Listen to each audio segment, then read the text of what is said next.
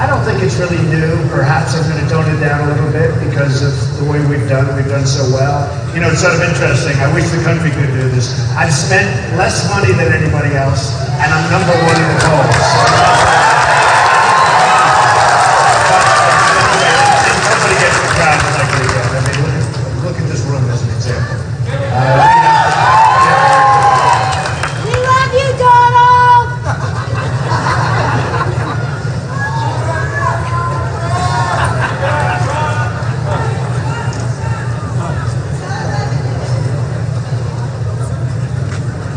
He was very unsuccessful. Let me tell you, Bill, I'll tell you. He was very unsuccessful. And every commentator, even the haters and losers that I read all the time, they said that he was put down so strongly that for the rest of the debate, he was just sort of limping along. He hit me at the beginning of the debate. I hit him much harder than he ever thought possible, including the fact that he worked for Lehman Brothers, which took down the world. And this guy was working for Lehman Brothers when it collapsed. And frankly, I think he took a very, very hard hit. And he was not the same. So that's, whether you like it or not, that's the way it is.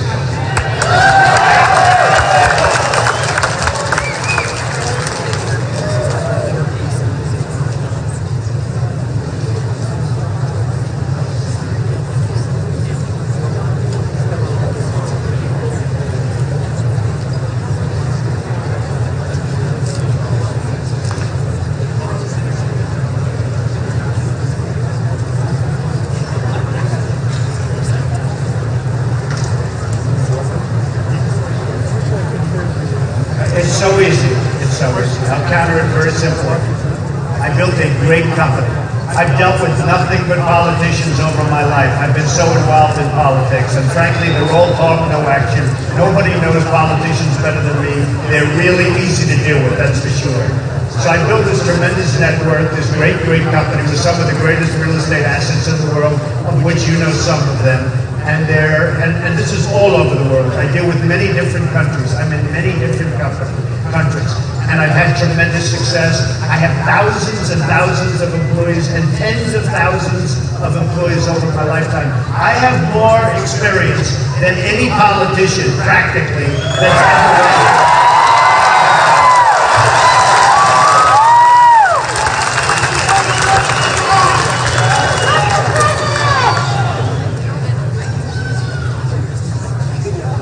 Hey Bill, just one, let me just finish. We have been run by politicians. They're grossly incompetent. They're destroying our country.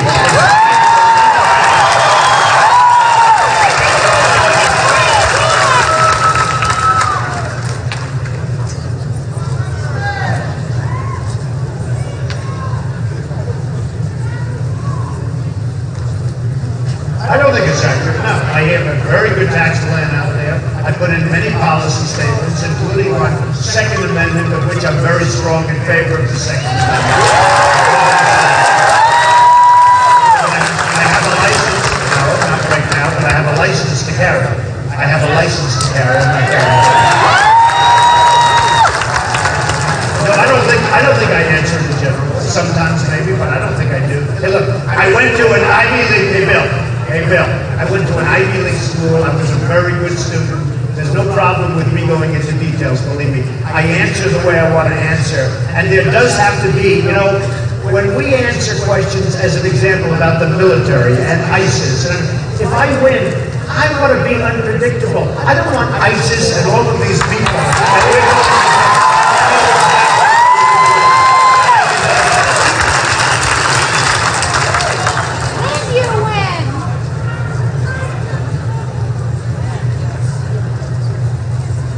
Thank you, Bill. Thank you very much.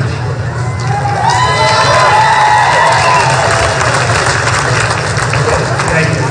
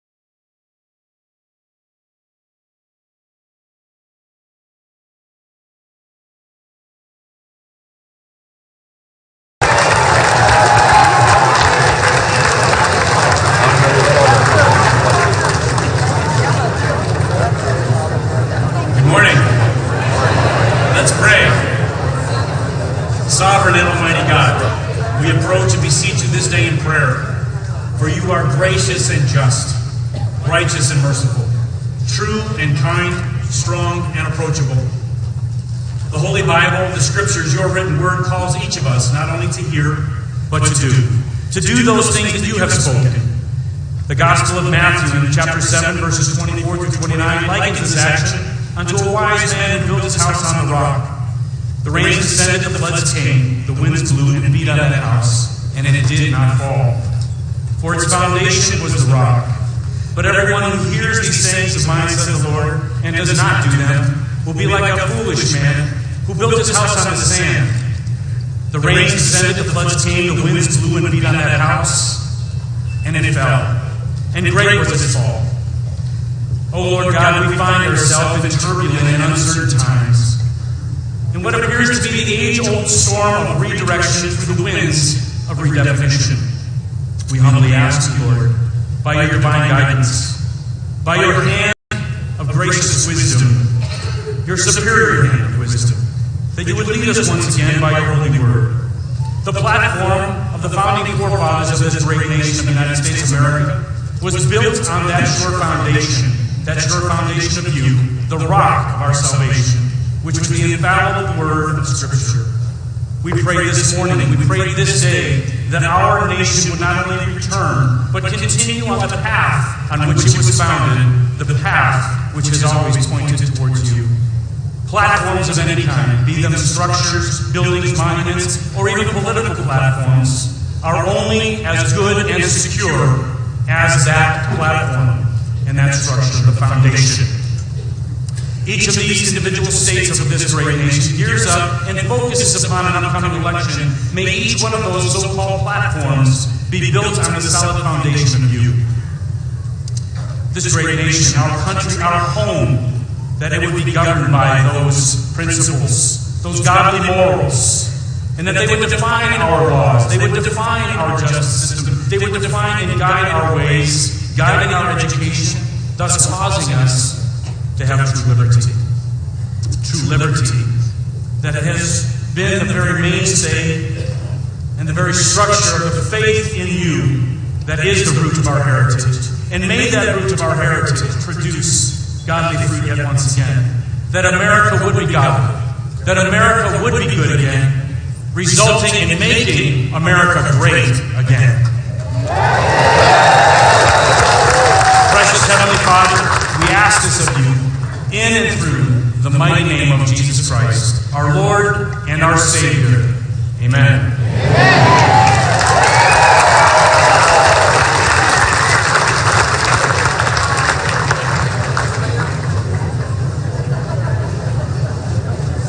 Ladies and gentlemen, please welcome to the stage Miranda Hoover for the Pledge of Allegiance.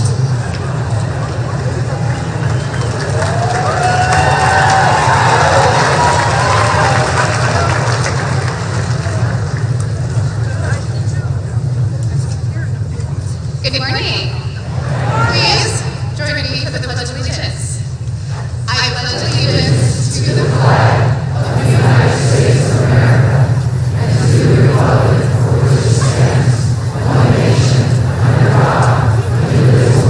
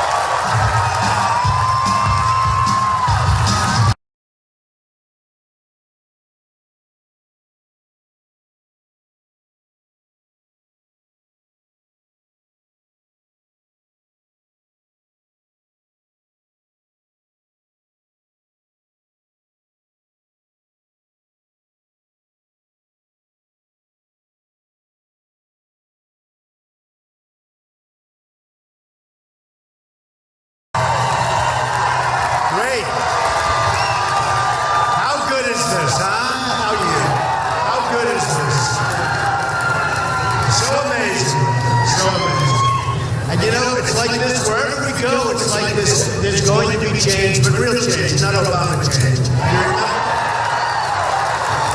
You remember the famous Obama change? So, who saw the debate last night? And, great book.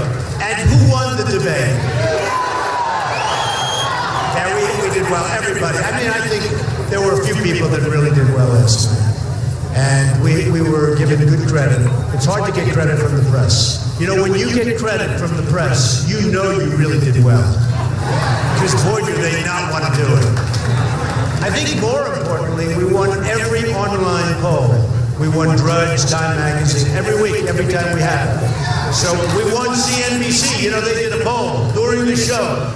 And it kept saying Trump, 50, 51, 59, 52. The other one, 6, 5, 9. And I loved it. I just saw that this morning. I'm watching and say, what is that? That's the poll as you're going along. And it kept going higher and higher. I said, we should have gotten longer and longer. But we've really had an amazing period of time because, and I have to tell you that, and we're going to do some questions and answers later because I have all day. I mean, we'll just So we'll do that. Think of some good questions, some really vicious, violent, crazy questions, okay? Look at all these people. That was Bill O'Reilly. We did O'Reilly run tonight, so that'll go on in a little while. But so you'll go home, you'll watch O'Reilly, you'll OD on Trump today. That's enough, right? You say, oh, that's too much Trump. That's too much. That's why, you know, and I said, it's true. I'm going to spend whatever it takes. You know. I have more money than anybody else, right? So it's, no, I hear one guy has 10 million in the bank, one guy has 4. You know how much they spend to get $10 million in the bank? I heard the other day. No, they'll spend like 8. Yeah, that's right. Who said 8? Somebody, you know what I'm talking about, right? No, they'll spend like 79 cents on the dollar. I say, what do you mean? But the report is that they have like all this money, but they spend so much money to get the money, so they'll end up in some cases with 20 cents left. This is going to run our country. Tell me. You know, I take small contributions to people where they give, like, I always say the woman I read, this lengthy letter, she gave $7.50. But they take $50, $100, $200. And frankly, I love that only in the sense that I feel invested in what we're all doing. But there's no PACs where people set up PACs in my name. They use the name of the book for one of the PACs. I don't know who the people are. And we sent legal notices to every PAC. I think they had 9 or 11. They were all over the place. Everybody's forming a PAC. Some of them probably had good intentions. They're going to fight for Trump. And I like that, but you just don't know. And some of them had good intentions. You know what it was? Their wallet. That's what the good intentions were. You can imagine.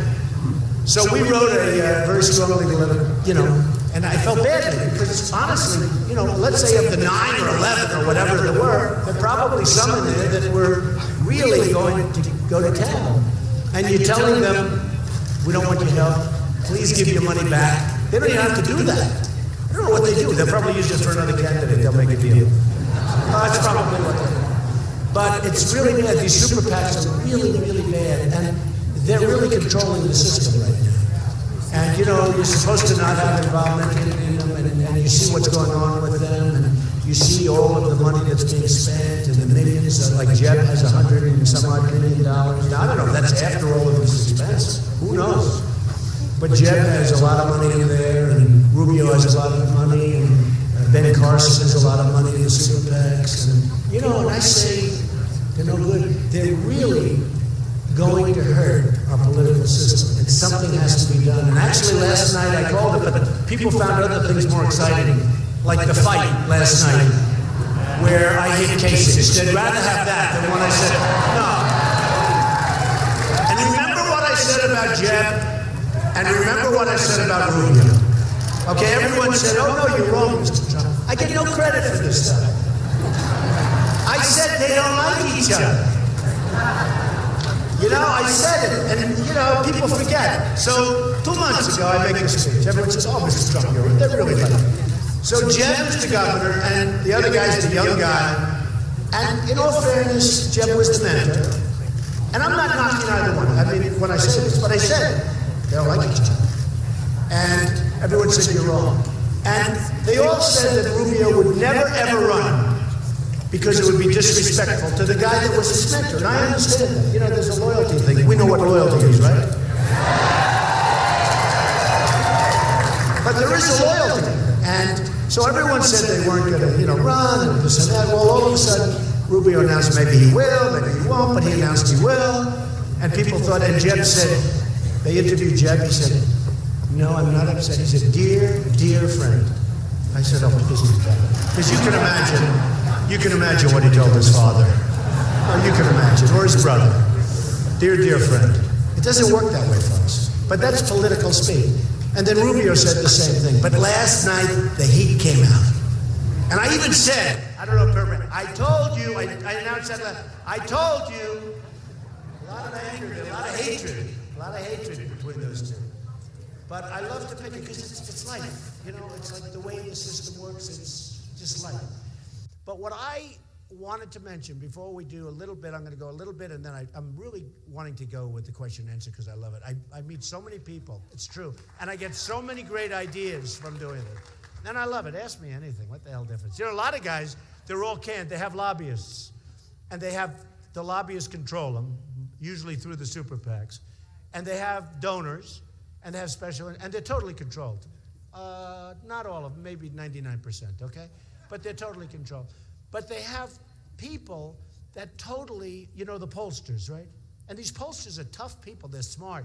They make hundreds of thousands. Some make hundreds of thousands of dollars a month. And they do polls all the time. I said, what do you need polls for when every week, these guys, look at all those cameras in the back. They do polls like every week. They spend millions on polls. I said, why would you spend money on polls when you can get them for free from CNN, from Fox, from MSNBC? They come, no, it's true. I mean, I learned things about me. I haven't spent 10 cents on a pollster, and I've learned things about me that I never knew. So, and we're doing great. Like the evangelicals, we're doing really great nationwide.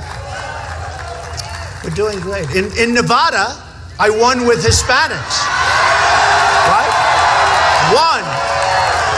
Number one with Hispanics. And I said that. It's funny. Immigration, it's an amazing thing. I'm number one with Hispanics because I'm going to create jobs. People want that. We're going to have jobs. We're going to take them away from China, from Japan, from all over. And we're going to have a very, very special. Look, we're in. Some people would say life support. We owe $19 trillion. 19 trillion. What do you do? 19 trillion. And, they just did a budget the other day. They're going to borrow another couple of $1 billion. So it's going to go up to $20 trillion. And you just say, why? Why is this happening? And do you ever notice they always get, and I'm now talking about the Republicans, they're incensed a week before they have the debt ceiling coming, all right? They're always incensed. They don't do anything for a year and a half, 2 years. And then a week before they start talking about it. Oh, we're not going to. You can't do it that quickly. You got to do it earlier. Like, the day it was done the last time, they should have started working on it. So all of a sudden you hear the debt ceiling's coming up next week, by the way. It's so sad because we could have so many great victories in Washington, and we just don't. So now we have a new man, Paul Ryan. I hope he's going to work out. He's a nice person, I can tell you. He's a nice person. And people agreed, and look, I think he's got tremendous potential. He's got to strengthen up on the illegal immigration, I'll be honest with you. He's been weak on that, very weak. But he's a good man, and he was consensus, and that's important, because the Republicans, it's not only they don't get along with the Democrats, but they got to get along with themselves also. They got to go unified. And I've said, and Boehner, I always liked him personally, but I said, you got to be a little different with your negotiation. He said, 2 weeks ago, when they were talking about trying to get some things from Obama and the Democrats, he announced, we will not close up the government. Well, that's fine to announce, but you just gave up your entire negotiating position, right? Even if you're not going to do it, because it's a severe move. But even if you're not, he has The Art of the Deal. Give me that book. Give me that book. Come here. Look at this. What a great book. One of the great books. Way behind. I always say, way behind the Bible, but still a good book. The Bible's number one. Okay, I'm going to sign this for this guy. Yeah. Good. He's an athlete. So, well, that's a good book too, Surviving at the Top. How about where I said that Osama bin Laden is coming to get us 3 years before it happened?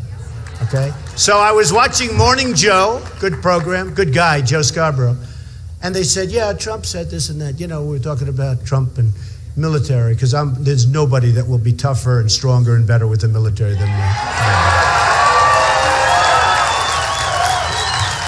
And somebody was on the show that they didn't even like me. They said, you know, Trump wrote, there it is, right? Look at that book. There it is. But they said, Trump said they're going to come back. This is, remember, the first hit on the World Trade Center, where it was a bad hit, but obviously it wasn't the one that happened, the ultimate. And there was a lot of stuff about a guy named Osama bin Laden, who was a terrorist, who was really raising his hand pretty loudly all over the place, talking about how he's going to come. And I mentioned him in the book. And I said, you better put this guy away, essentially, because he's coming to get us. You better do something. And you better be smart, and you better be tough. And, you know, who knew this was going to happen? But I remember Joe Scarborough, he looked, and they had read the paragraphs that they're going to come, and they're going to do this. I said exactly what was going to happen. I'm good at this stuff. And I mentioned the name Osama bin Laden.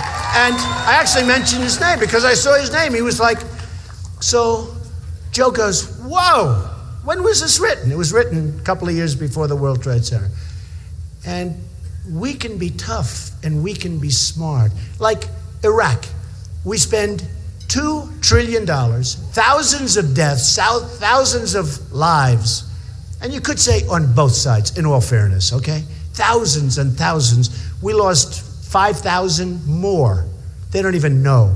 Thousands of lives. Wounded warriors who are the greatest. I love. Wounded warriors. All over. So we have 2 trillion, the wounded warriors. We have thousands of lives lost. We have nothing. What do we have? Nothing. Iran is taking over Iraq. And we just gave them $150 billion to do it. No, think of it. Where do they make these deals? That's why, look, you know, I may be a lot of things, but I really know how. I'm a good deal guy. This would never happen. No, hey, Carl Icahn just announced he's supporting me. You know Carl, a great businessman, great business leader, very smart, made fortunes, billions and billions. And he just endorsed Donald Trump out of the blue. But others too. And because he knows there's no games. We're not playing games. This guy, we have Kerry negotiating a deal, $150 billion we gave him. We don't get our prisoners back. Now they want to start a new negotiation. Listen to this one. For the prisoners. Did you hear this? The deal is done. They got their money, or they're getting it very soon. Oh, I wish there was some legal way. I wish this election could take place tomorrow. There's no way. I don't care what they agreed to. I guarantee that contract somewhere along the line, as incompetent as they are, because I've inherited a lot of bad contracts over the years. You know, where I buy a company cheap because the poor guy didn't know what he was doing and he made a bad deal. So you buy it cheap. You throw it into a chapter, you beat up everybody, and you have a nice little asset, right? You know, you do it. I do it professionally. But there's always a clause. Like a lot of times you'll see this horrible, and you'll be reading, oh no, this is terrible. This is worse than I thought. You know, you take it. A friend of mine, he's a great guy, but not a great business guy. So he signs this horrible, he asked me, I'm reading his contract. I love doing it. Can you believe this is my entertainment? Can you believe it? Other people do other things, but I like doing it. I like reading contracts. I'm reading, and all of a sudden, bingo, I see this clause. I say, do you know you have the, no. And I help him, and I made some deal for him. He'll never forget me. Of course, he probably will. You know, people forget.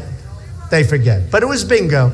So as bad as these things are, and as bad as, let's say, that guy, there's always something. There's always something. and I'll find it. Oh, will I find it? Now, the other day, they said, hey, we'll start negotiating now for the prisoners. There are 4. They used to have 3, now they have 4. But they're only going to negotiate for 3. But they want 19 people that are here. Think of it. And what else? Many other things. In other words, they're starting off. Does it make you sick? It's just, every time I use this because how many things can you relate to that are so simple? One of the things that's very interesting, and one of the reasons I actually like taking questions and answers, because you have things that are bad in the country. But you have, let's say, 10, 12, 13. You make them in a speech, you can talk about all of them. Then if you make the same speech, they'll say, oh, gee, you talk about this. Well, how many things are there? You're going to talk about all of them. We can talk about immigration, illegal immigration. We can talk about IRS. Yeah, IRS is right. He says IRS and I say ISIS. Maybe it's the same thing. I thought, that's interesting. Who said that? That's very interesting. That's very interesting. But no, I mean, you talk about ISIS, you talk about the problems, you talk about Obamacare, which is going to be repealed and replaced. Obamacare is turning out so badly that in 17, it looks like they're going to have to go back to Congress and rewrite the whole thing. It's a disaster. And you people know it. The premiums are up 35, 45, 55%. The deductibles, you're not even getting anything because the deductibles are so high, you have to die. And who knows if it covers you if you're dead? I'm not sure. Do you get covered if you're dead? No, the deductibles are so high that I don't know. I mean, I don't know. So what happens is, I talk about this, Aranda, because as a person that has had tremendous success, and I had, don't forget, they said, he'll never run, right? I've told this story, I love this story. He'll never run, the pundits. Oh, do they hate me? He'll never run. He'll never sign Certificate A. That's a 1-page where you basically sign your life away. I signed it. Then I made the announcement. Then they said, oh, he'll never sign his financials. Well, I put them in almost 100 pages long. I think the longest ever put in was like 2 pages. Mine are like 100. I think it's 500, almost 500 companies. Tremendous success. So they said, oh, maybe he's not as successful as people think. I'm much more successful. In fact, I tell the story. Honestly, I wasn't sure until the last moment, because it takes guts to run. It really does. It's not that easy. And it takes guts to run. And it does. It does. It takes guts. And I didn't know. I went right to the end. And, the famous escalator scene with Melania coming down with me waving and everything. I said, I took a deep breath. I went like this. Okay, baby, let's go. And I announced, and I brought up the subject of illegal immigration, and boy, did I take incoming, as Rush would say. I took incoming, and then it turned out I was right. But I just gone back, so on the financials, I didn't know till the very last moment. Because again, not an easy decision to make in terms of yourself, your family, your life. It's different. I mean, it's different. Here I am, you expose yourself like that on television, you're fully like with all these guys, and some you respect, some you have no respect for. And you have to say, you do respect them,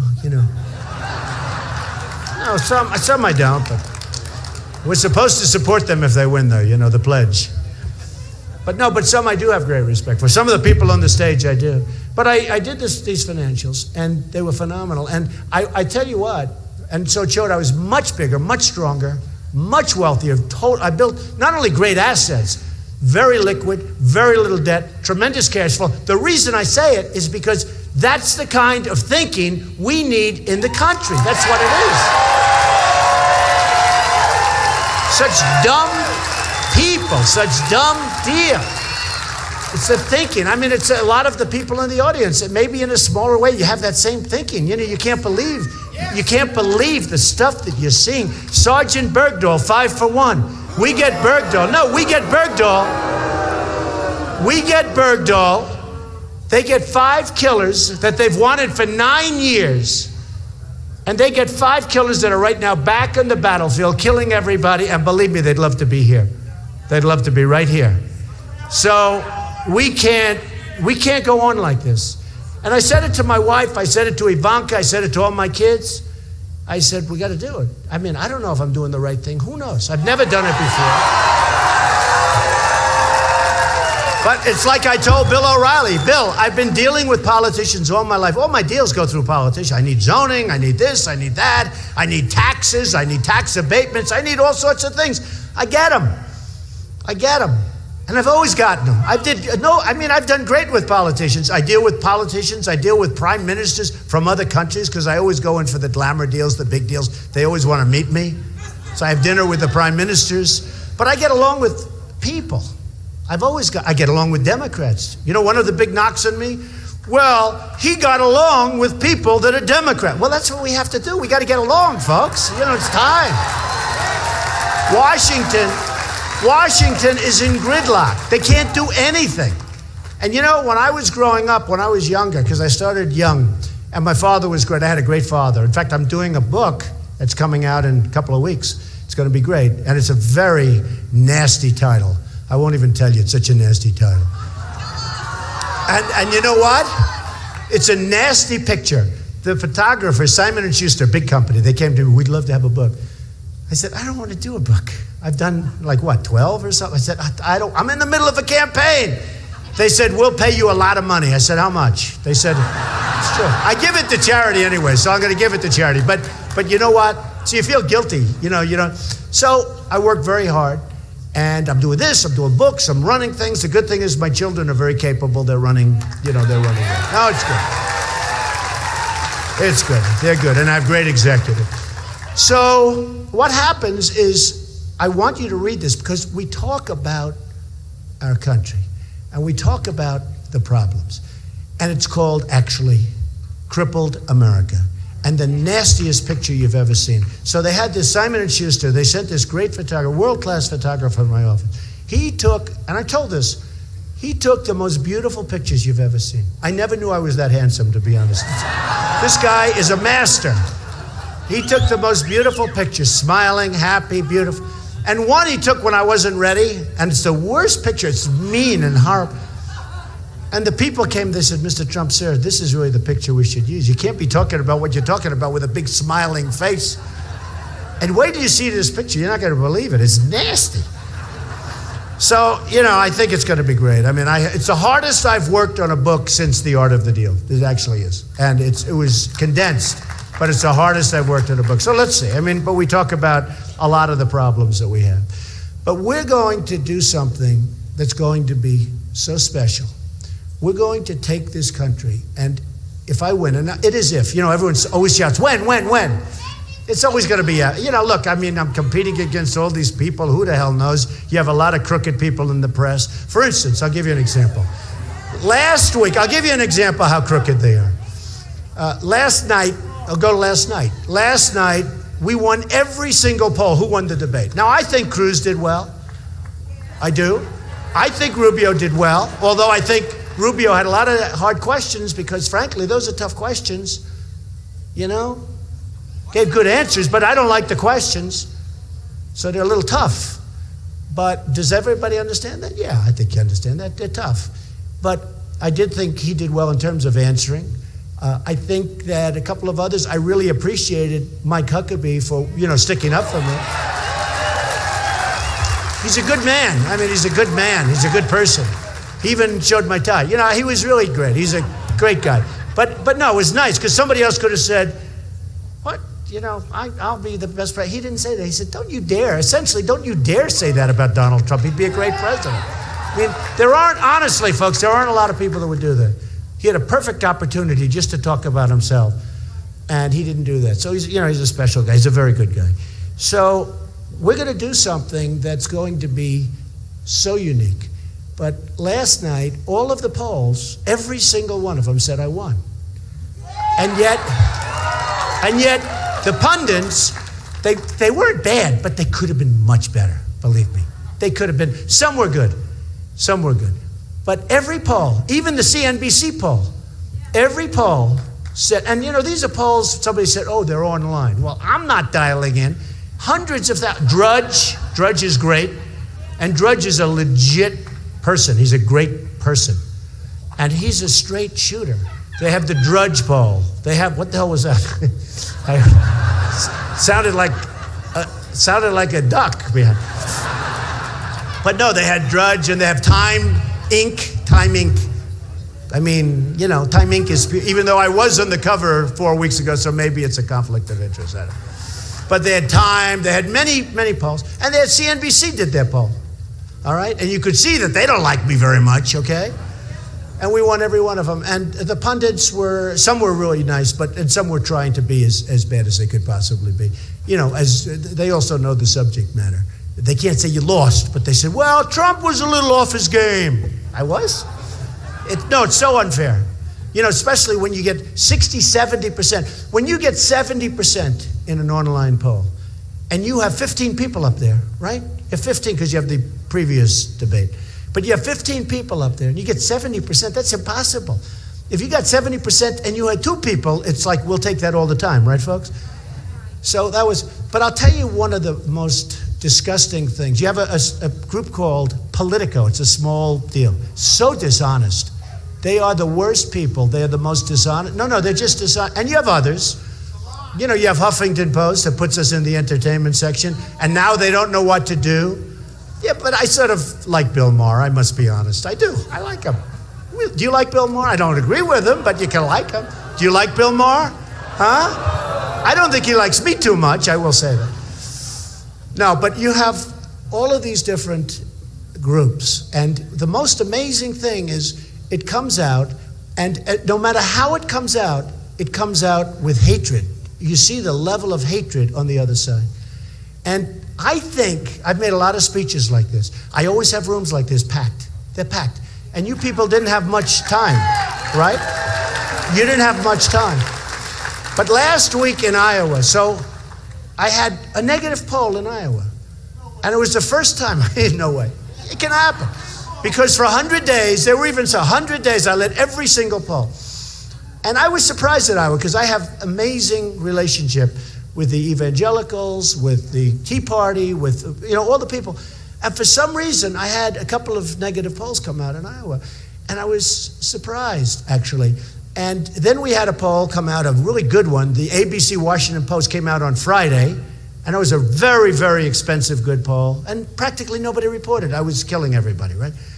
And then they had another couple come out. They had the Gravis poll come out. I think it was 38 or I like killing everybody. They had all these, and nobody mentions it. And then it happened. I had a CBS poll. I think they talked like to 300-400 people. And I was a little below Carson. It was the biggest story I've ever seen. It's true. It happened. It was bigger than anything. It was bigger than Benghazi with Hillary. It was the biggest. It happened. They were so happy. They have gone crazy between Iowa and so I'm in Iowa. I had just gotten this negative poll. I have a group as big as this, at least, and it's a love fest. It's a total love fest. Now, I'm a negotiator, right? So that's what I do. The last thing I am is a beggar, okay? So I go to Iowa, and we are having fun. It was the best speech I've made, and in fact, the Des Moines Register that hates me gave my speech a great review. It said, unbelievable. Honestly, the Des Moines Register hates me. It's a liberal paper in Iowa. I'm going to start to like it, I think. I couldn't believe the story was good. And I had some other good stories. But then I had these dopes from Politico. They're dopes. They're third-rate people. It's losing a lot of money, I hear. It's probably going to be out of business soon. But, you know, they do this stuff. And they don't care. The truth means nothing. And then I had a couple of others. And even one of the networks that I was very disappointed in. So I do this speech, and here's what it is. Thousands of people. I had just gotten a little negative word. And I go to the people, I say, come on, folks, let's get with it. You don't want, when was the last time you won a primary? You haven't done it. We got to do it. We're going to do it. Let's get with it, folks, or I'm never coming back to, in other words, we're having fun. I'm being sarcastic. I'm being funny. Everybody was laughing. They're high-fiving. The whole room. Come on, baby. You can support Trump. Let's go. Okay, so here's what happens. No, I don't need it. By the way, no. I don't need it. Watch. What are these scum back there? That's what they are. Watch. watch. You have no idea. Folks, you have no idea how bad they are. You have no idea. You have no idea how dishonest some of the reporters are. That work for CNN, that work, frankly, for NBC. You have no idea how dishonest some of these people are. Like I saw one the other day. We had a packed house. It's always packed. We had a packed house, and the report's being done as everybody is leaving. And they look, the room's empty. In other words, when we're finished, you guys are going to leave. I don't want to have a reporter doing a report with the empty room, okay? I don't want it. So anyway, so I'm having fun in Iowa, and I think I'm going to win Iowa, but who knows? Look, who knows, right? Maybe you don't win it, who knows? But I love the people in Iowa, and I relate to the people, and they relate to me, and I have by far the biggest crowds. So I'm talking about it. We're having fun, we're laughing, and I'm screaming, you got to get with it, you got to get to Trump. Okay, all, laughter, sarcasm, and here's the headline. Trump begs Iowa for their vote. No, and it's just not me. And I even saw Newt Gingrich. I love Newt. He's a good guy. But I watched him he was on a Fox show today. He said Trump did great in the debate. Trump's great. Trump's really smart. He actually said he's the smartest guy since Clinton. I said, you couldn't do better than that? He couldn't have it. He actually did. He said, great thing. But he said one thing because he reads the paper. He said, the only thing I disagreed with was when he went to Iowa and begged. Can you imagine going to a room and begging? Can you imagine? Now, it wasn't everybody, but there were 15% of the stories like that. And I think it's just so, most of them were good. I'm telling you, Des Moines Register was a great story. I couldn't believe it. I would have thought they would have done the other. So dishonest. But here's the thing. Places like Politico, they're third rate, and they don't make money, or they make very little. I hear they're going out. I hear they're just dying. They tend to die because they tend to die. And it's not only them, it's others. But the level of dishonesty with the press. So here's the thing, I make the speech, and I actually think, I said last week, I actually think it's one of the best speeches I make. Because I went in, just got my only bad poll in 100 days. So I went in, come on, folks, let's go, let's get with it. I'll never come back again. If you don't vote for me, you better vote for me. We're all laughing. Trump begs. And they knew that it was a phony deal. Everybody knew. All you have to do is look at the tapes. All you have to do is read the stories, even the stories from Henry. So you have tremendous dishonesty with the press. And therefore, when I have all these big crowds and everything else, you can't really, like I said to Bill O'Reilly just now, we have a tremendous crowd. I said, nobody gets bigger crowds than me. He goes, and he's a good guy. He's a good guy. He goes, well, that's not really fair. You're a celebrity, so you'll get big. I said, what does that have to do with celebrity? I don't think you're here because I think you're here because I have a view that we're not going to be taken advantage of anymore, right?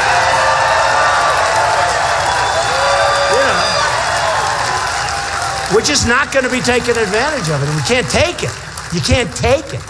And honestly, if I was a celebrity, if I were a celebrity without a guitar, a friend of mine, one of the biggest entertainers, said, you get the biggest crowds in the world without a guitar, which is a pretty good, meaning without music. Because the music guys get a lot of people, but we get a lot of people. But Bill just said, and I was a little disappointed with that statement, because it's not about being a celebrity. I don't think it's about having a view that's captivating the people in this country because they're tired of being taken advantage of. They're tired of being stupid. They're tired of having their leaders be out-negotiated on every single deal. They're tired of it. They're tired of having China rip us off on every trade deal, and Japan and Mexico and everybody else. They're tired of it. And I think if I were a celebrity, and if I walked and we're talking about, isn't it a wonderful day? Isn't the weather nice? Beautiful out, isn't it?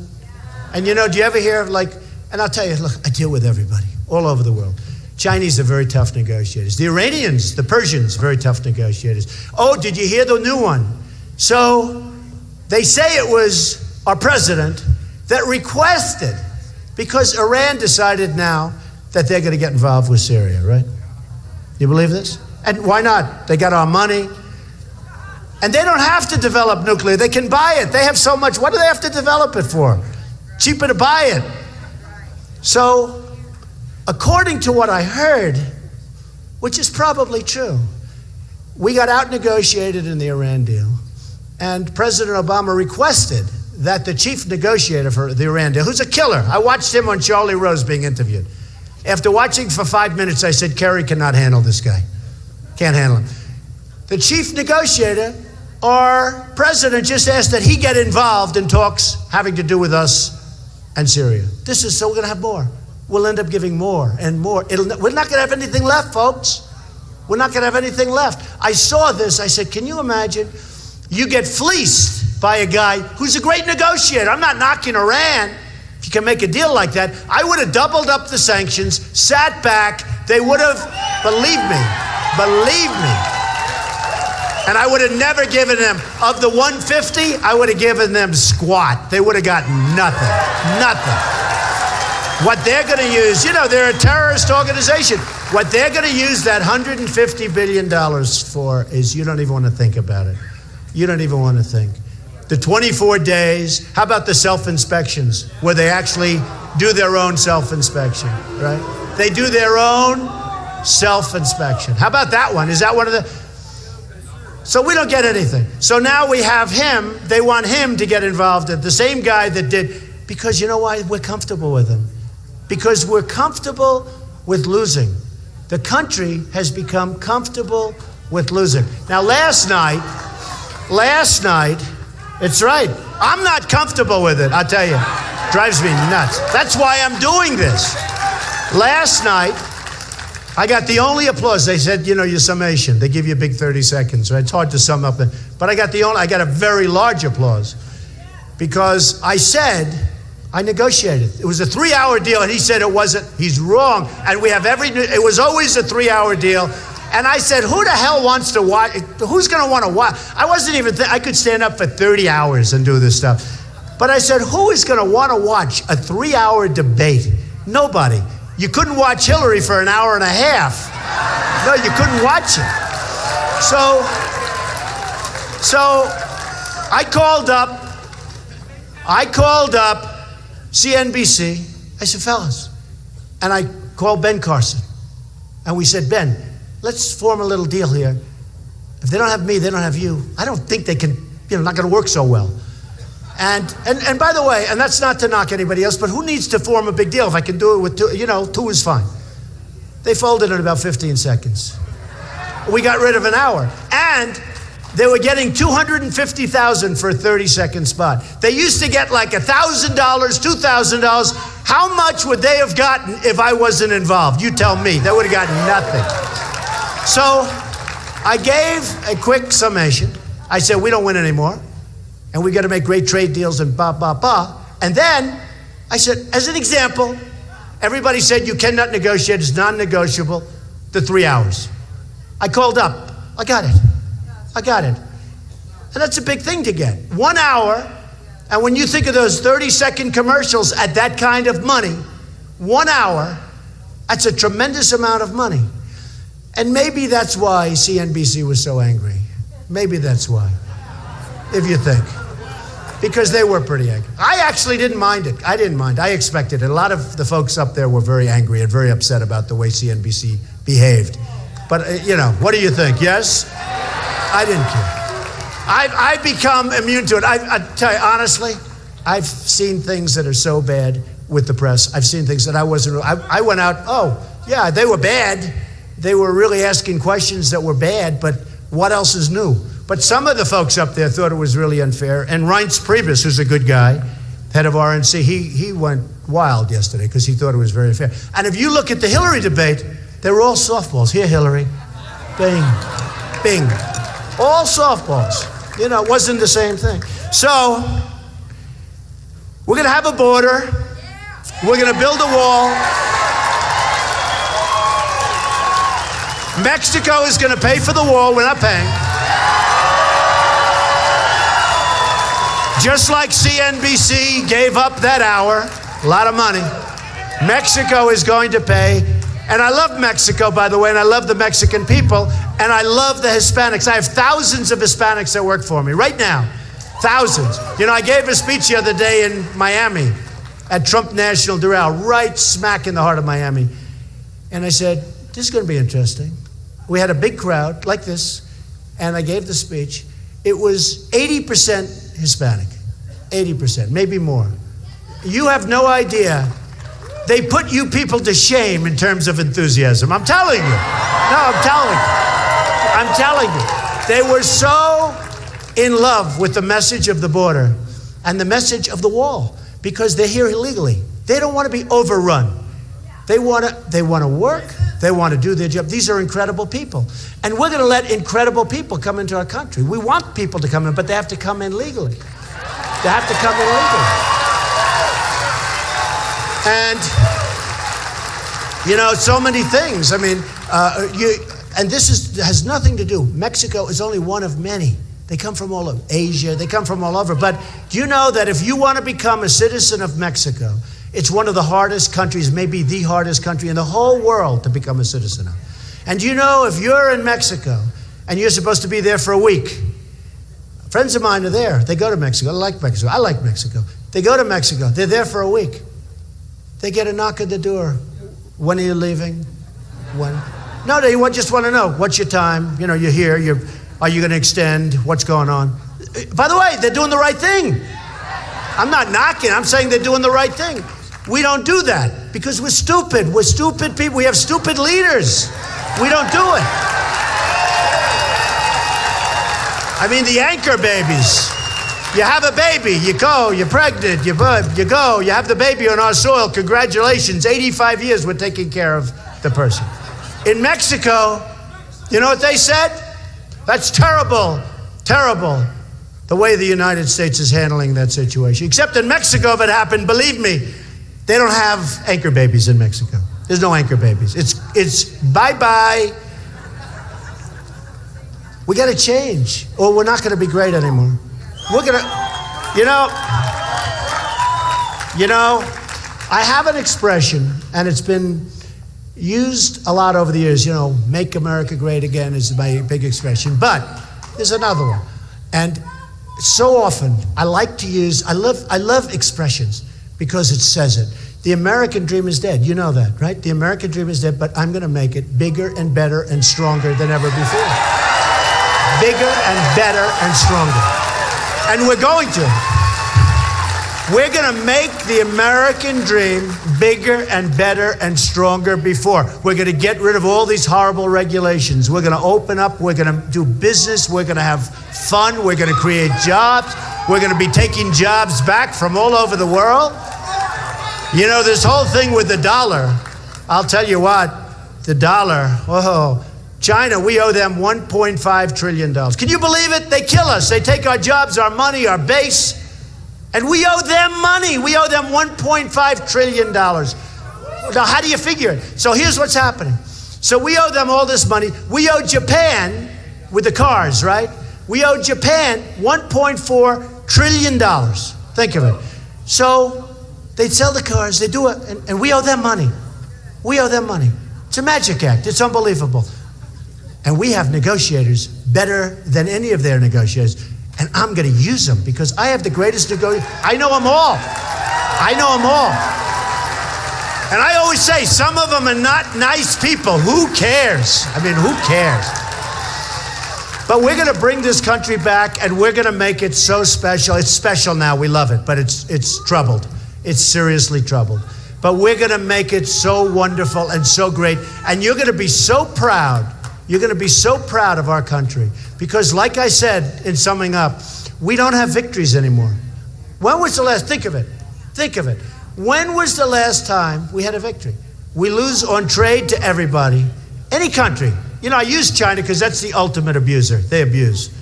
I mean, with them, it's not even funny. They abuse us. And I love them. They're great people. They buy my apartments. I rent office space. They're fine. They're great. I wish our people would do it in reverse. But China, listen to this, almost $400 billion a year on a trade imbalance. 400 billion. It's been going on for years. It's going to end. It's going to end. And we'll keep doing business, but they've got to treat us fairly. They're not treating us fairly. You know, I'm a free trader. I believe in free trade. But I also believe in being intelligent. And I also believe in smart trade. How can we continue? I'll give you another example. Japan, $70 billion a year imbalance. They sell us cars, they come off like the Long Island Expressway. Anybody know the Long Island Express? Like the boats, the biggest boats you've ever seen, biggest ships, the cars are pouring off.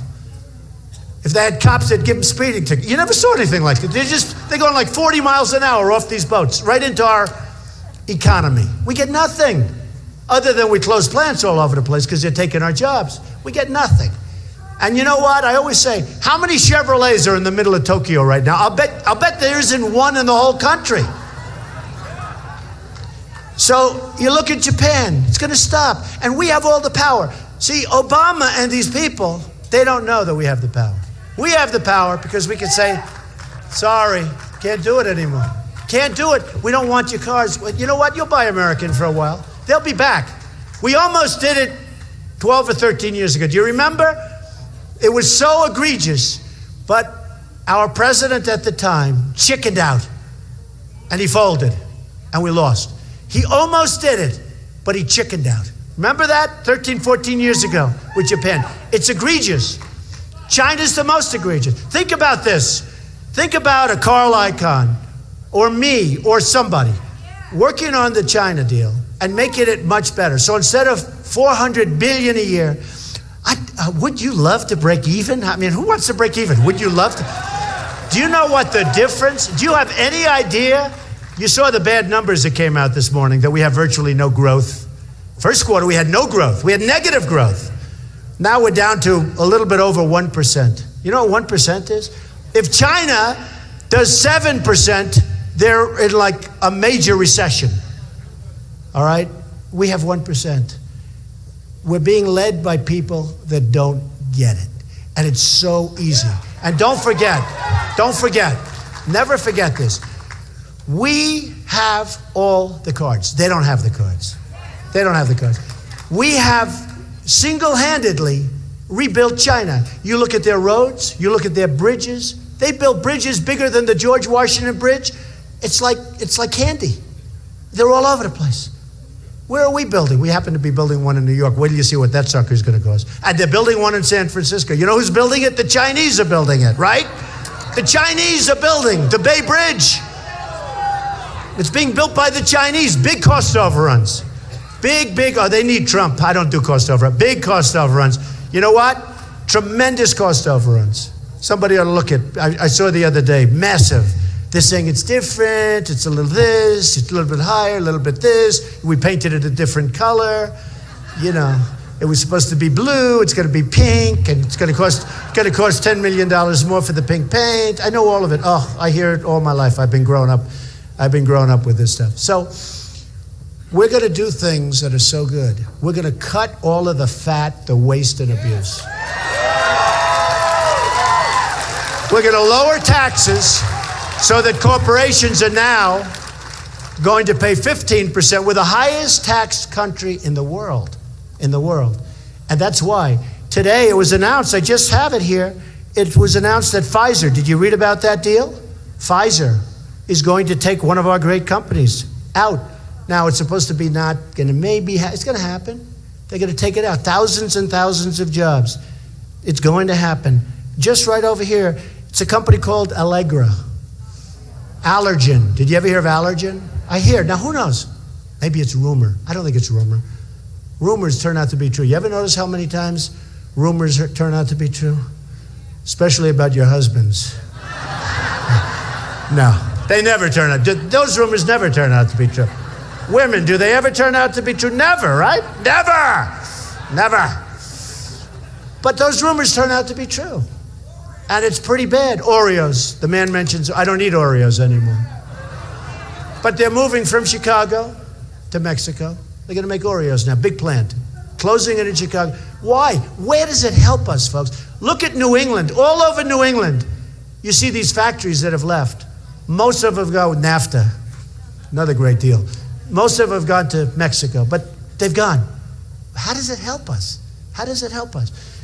We are going to create jobs. I will be the greatest jobs president, and I say it, that God ever created. We have 93 million people in our workforce. Many of them want to work and they can't get a job. I mean, it's like incredible because our jobs are leaving. Our manufacturing is gone. Take a look at Caterpillar Tractor. Great company. You see the bad numbers on 2 days ago? Really bad numbers. They're not selling. The dollar now, the Chinese are so happy. They cut their dollar. They cut their currency. Japan cuts its yen. Japan's having a field day. They have a very smart leader. They're taking our business. Komatsu has taken all that tractor business. And we sit here with the strong dollar. And you know what the strong dollar is good for? It's good for a guy like me. You have a lot of dollars. But it's only good if I want to go to Europe and buy things. Or if I want to go to Asia and buy things. Then it's good. But how does that help us? It doesn't help us. We're not going to have any exporting pretty soon. And all of the the trade agreement is a disaster. And by the way, she says, no trade agreement. This new trade agreement, it doesn't mention the single greatest tool that they have to take advantage of us. And you know what that is? Currency manipulation. And the greatest ever in history has been China. So we're going to change things, folks. And I said this the other day, and somebody said, well, that's a very severe. What China has done to us is the greatest theft in the history of the world. It's the greatest theft. We have, and Europe's helped a little bit, but we have done most of it. We have rebuilt China. The money and the jobs that they've sucked out of our country, we have rebuilt China. And we're going to reverse it. We're going to reverse it. So believe me, and you can count on it. All right. You can count it. Let's take a couple of questions. Go ahead, sir. You have a microphone? Yeah, give him the mic right here. This guy, good guy. I think he's a good guy. You never know until after that. Come on, give him a mic. Where's the mic? Let's go. Okay. I referred to the Lincoln-Douglas debates. Right. Why can't we get rid of the moderators and just have debates without moderators? Well, you would think that, I guarantee you, these moderators are not big Republican voters. And I said that if we're having a Republican debate, maybe every moderator should show that they vote Republican. Because why should we have these people that hate everything we stand for? And I won't mention his name, but the questions were so nasty. So nasty. So why should we have these people? So it's something, honestly, you're right. It's something we can think about. Okay, next question. Give it to that woman right behind you. What are you going to do about saving Social Security? We're going to save Social Security. Believe me, we're going to save it. We're going to save it. And it's a great, you've been paying in there for a long time. Now they want to cut it and chop it up into 1 million pieces. Not going to happen, folks. We're going to save it. And we're going to save, and we're not going to let anything happen with the Second Amendment. Remember that.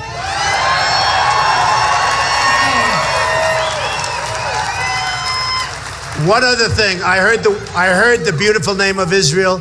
Israel is safe with this one. Safe. So many friends in Israel, they don't know what happened.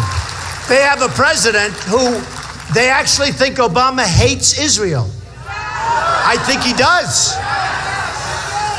This pact is so bad for Israel, so dangerous. We will save. I think Israel's in such a massive amount of trouble because of the agreement. I'm so glad you mentioned that. We will save Israel. Nothing bad is going to happen to Israel. Okay. I have a statement. Yes, ma'am. Go ahead. And I have a question about a rumor. Okay.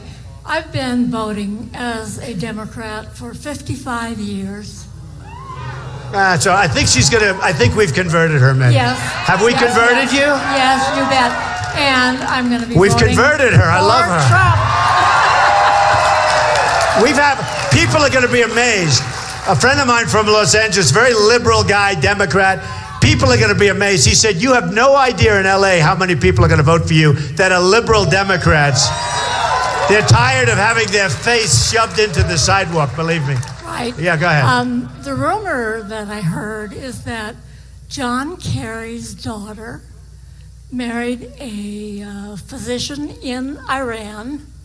Who's related to the negotiator. And That's what Yeah, I've the heard. best man was the negotiator Yeah. for the Iran deal. Now, what's with that? I heard that. I don't know if it's true. Hey, could you guys check that out in the press? Let the press check it out. Don't worry. Don't worry. If it's true, they will not report that. They'll report on it. Go ahead. In one of your interviews, you said if you became president, you would not take the salary. The what? Your salary. Yeah. I am not going to take a salary. That's an easy one. That's a real easy one. Have you considered or thought of taking the money and giving it to the wounded warriors? I would do that anyway. I already do it. No, the wounded warriors are our best people. I have a lot to do with the wounded. The wounded warriors are amazing people, so yeah, I would certainly do that. Okay, let's have one. Come on, let's go right here. Make it nice. Go ahead. I'm a female small business owner. Good. Do you have any good plans for that agenda? Small business? Yes. Lack of regulations. You're being regulated out of business. No. We'll be going back so many years on regulations. You know, the regulations are out of... I have friends that are small business owners. They can't survive. And not only that, they have inspectors who are outright nasty over nothing. They have no idea what's going on. They're going to lose their businesses. We're going back, I'll bet you we go back 15 years and we cut most of that stuff out, okay?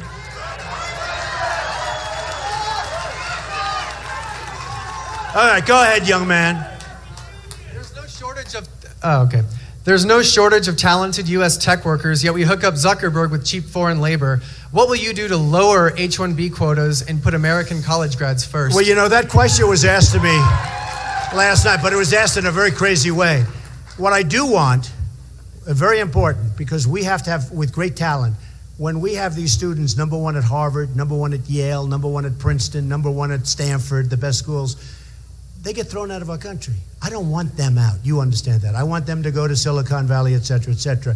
With the workers you're talking about, before anybody can come in, because the question was asked, I was talking about Harvard, Yale, Princeton, and Stanford last night, and the question was asked about the visas. We have to make sure our people are working first. We have to make sure. I don't mind taking people at all, but we have to make sure we need them, and we have to make sure that our people are taken care of. So important. Okay, go ahead.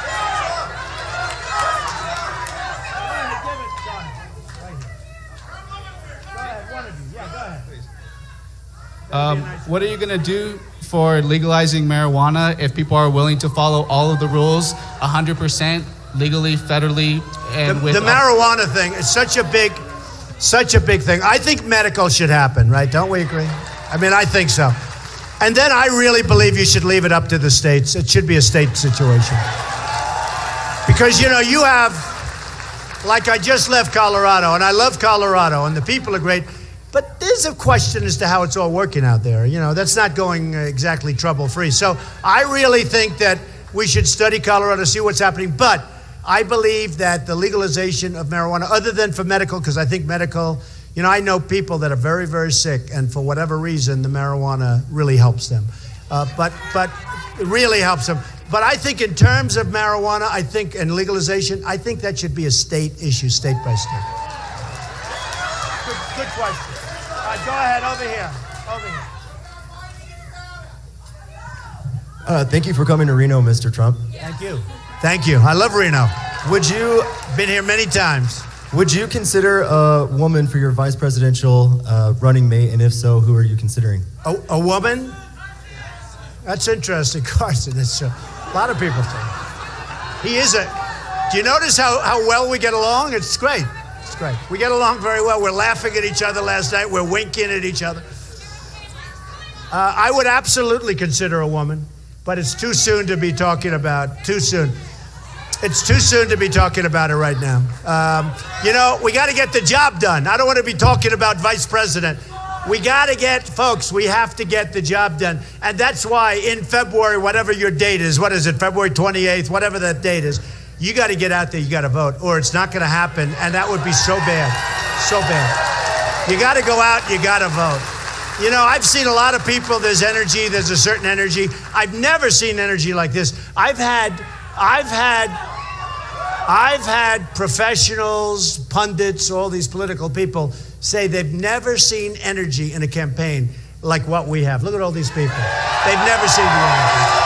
So, but, you know, come our date, you got to get out and you got to make sure you vote. Otherwise, look at last time. People thought there wasn't a lot of energy, I'll be honest.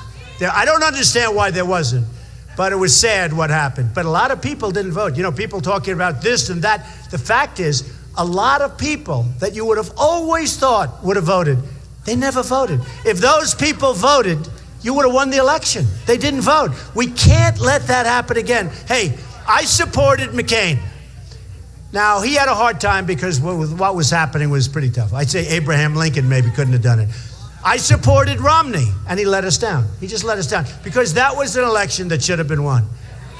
So I supported McCain, I supported Romney, and now I'm saying, the hell with it, I'm doing it myself. We're going to do it, okay? We're going to do it. I love you all. Thank you very much, everybody. Thank you. I love you. Thank you. We're going to do it.